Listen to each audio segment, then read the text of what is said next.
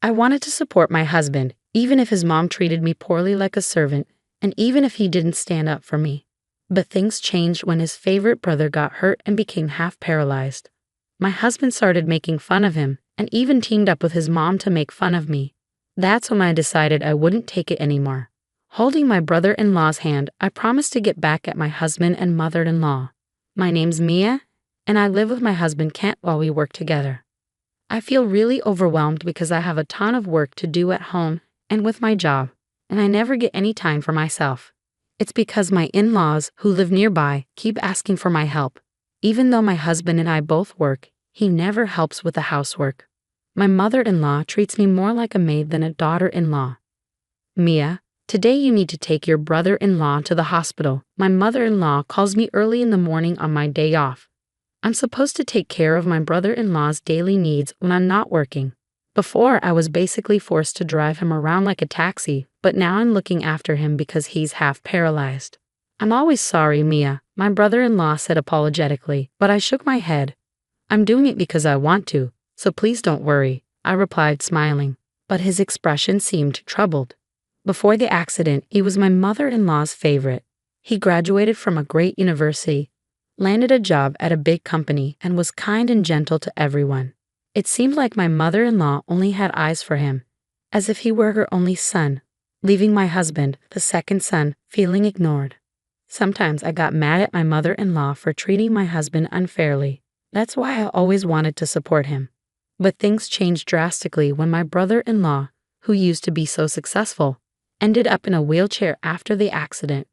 I honestly wish he'd leave already. Being disabled and unable to earn money is bringing shame to the family. My mother-in-law's words were harsh, considering all the help my brother-in-law had given us. She treated him like he didn't belong, which was incredibly cruel. And to make it worse, my husband started joining in, mocking my brother-in-law along with my mother-in-law. So he's paralyzed and can't even move a hand, huh? Doesn't matter if you went to a fancy university, once you can't walk, it's all downhill from there, right? When I thought about my brother-in-law, unable to move his legs because of the accident, I couldn't fathom how they could say such things. Unlike my mother-in-law, my brother-in-law was kind to my husband too. But despite that, my husband's remarks only made things harder for my brother-in-law.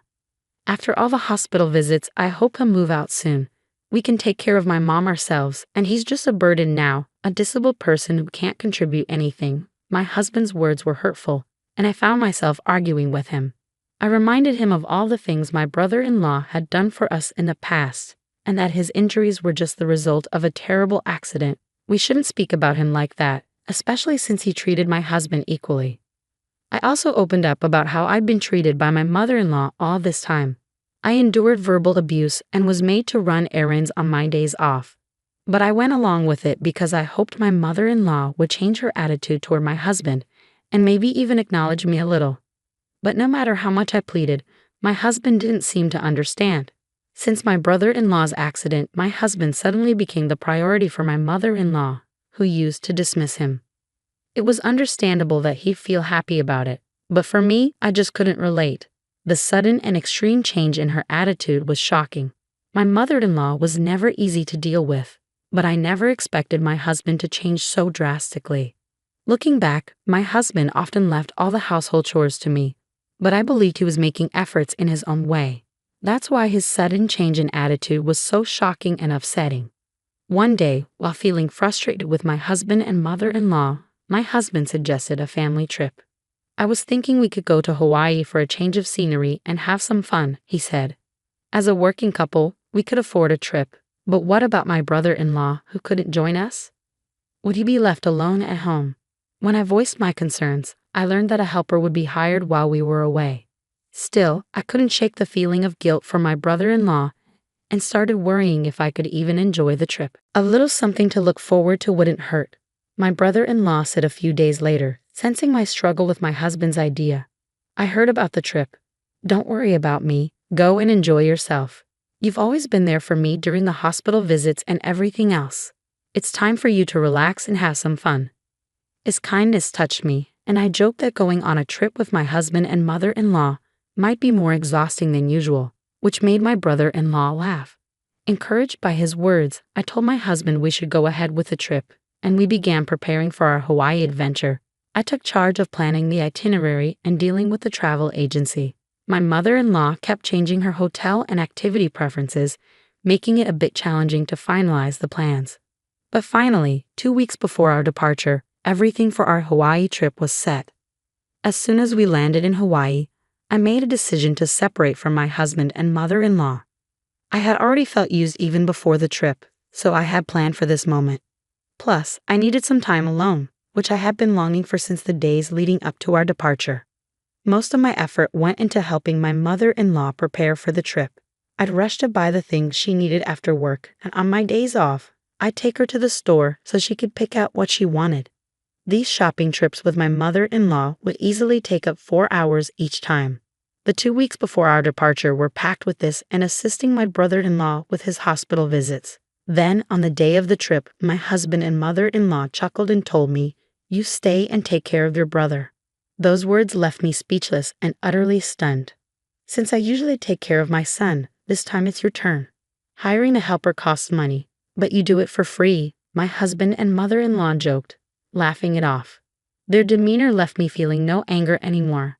They left for the airport without me, and I stood frozen in place even after their car vanished from sight. Once back home, I used the spare key to enter my in-laws' house.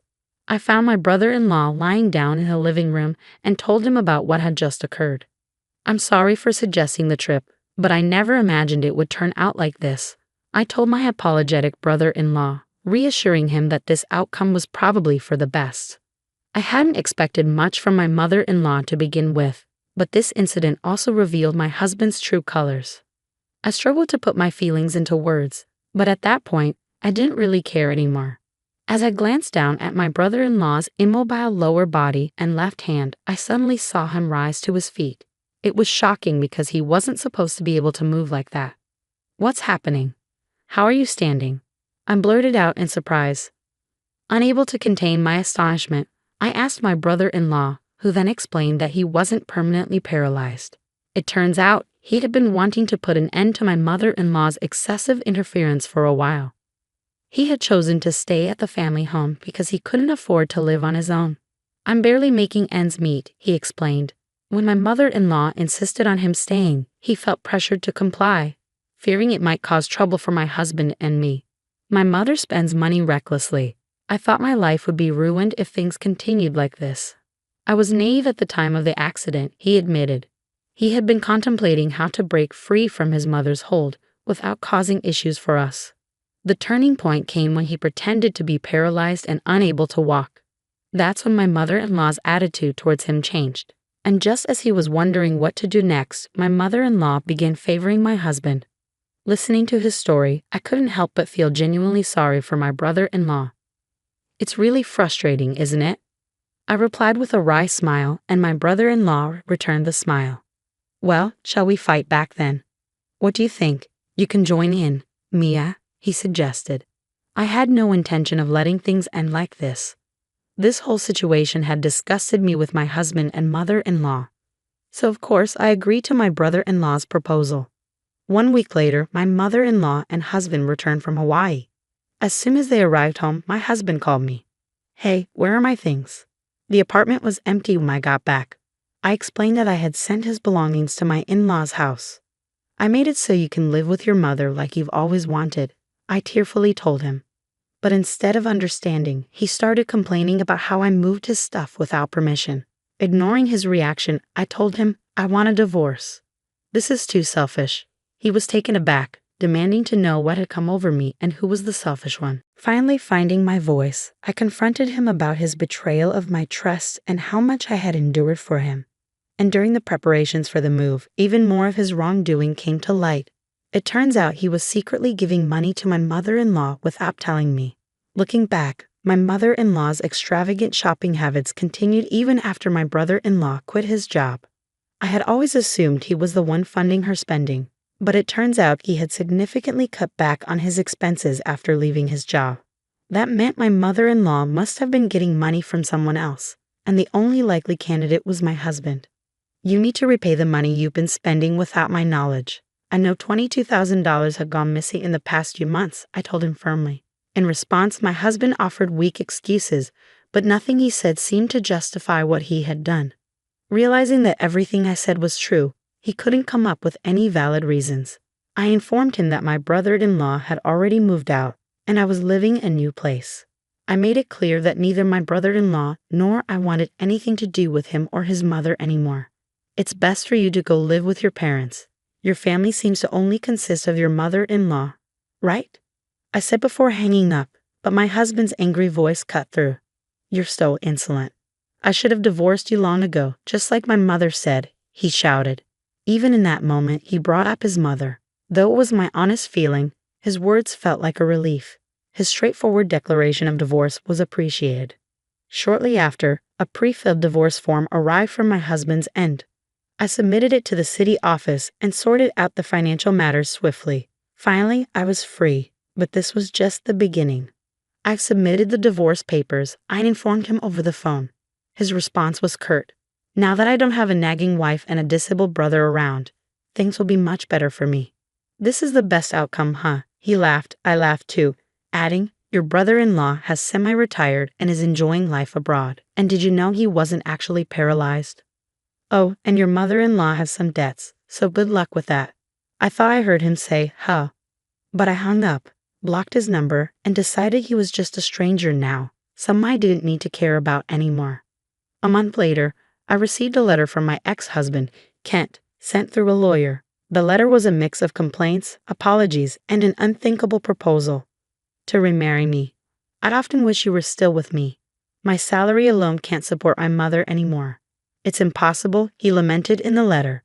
It was filled with such absurd concerns, and I could almost sense the traces of tears in his words, which made me feel nauseous. I promptly threw the letter away.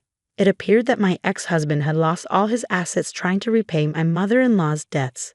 Yet it wasn't enough, and they ended up losing the family home. As for my mother-in-law, she was desperately searching for my brother-in-law, who had gone overseas.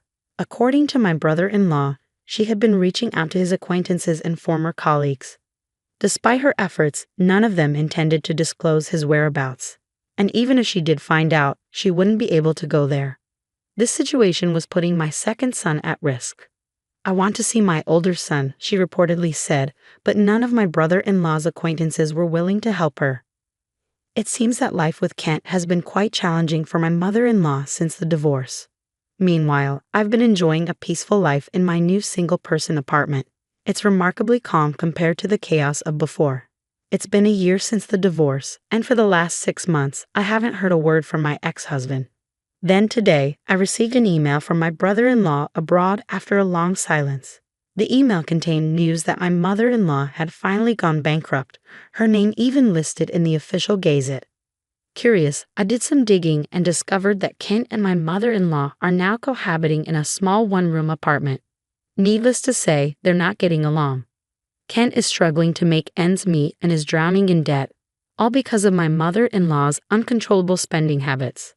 The sight of them disgusts me, but strangely, recalling the past doesn't fill me with anger anymore. It seems the revenge my brother-in-law and I carried out, what we called a counterattack, has had more than enough effect.